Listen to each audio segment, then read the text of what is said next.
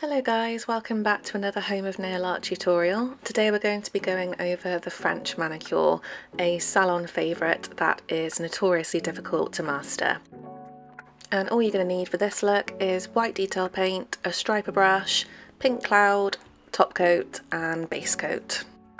So for method 1, I've already painted on a layer of base coat and pink cloud, and now I'm going in with my white detail paint. I'm marking both sides of the side walls, and then I'm putting a line right across the free edge, and that will determine the height of my French manicure. Next, I'm painting 2 straight diagonal lines all the way from the dots down to the free edge.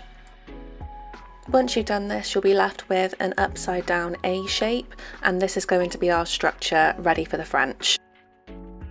Moving on, I'm going to pop a little mark at the very centre of the nail, and this is going to help me decide where to finish my curve line.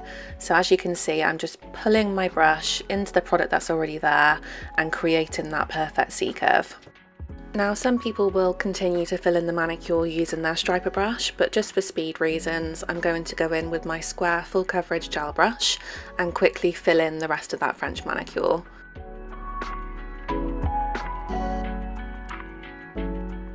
Then if you need to, you can go back in with a striper brush or liner brush and just tidy up the C-curve as well. And there you have it, that is method 1. Moving on to the next method, we're going to be doing more or less exactly the same, but this time on a square nail and a micro French instead. So we're starting off the same way, we're doing 1 line at the bottom and 2 straight diagonal lines going from the dots down to the free edge.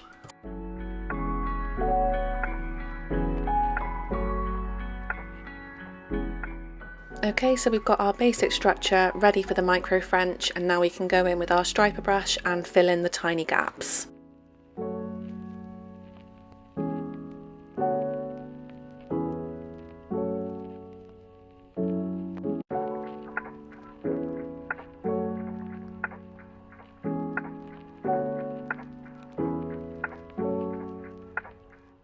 Once we filled in those gaps, we can go straight in with the C-curve. You can still mark the centre point if you feel more comfortable doing so, or you can do this by eye like I'm doing now. And these are the 2 completed looks. So it's important to note that the more diagonal and closer together those lines are that you did originally, the narrower and the pointier that C-curve is going to be. Whereas if your diagonals are further apart and not as angled, you're going to get a much wider C-curve, which is really great for a micro French. This method will work on any shaped nail, so I really hope you enjoyed watching this tutorial, and I can't wait to see you at the next one. Thanks guys, bye!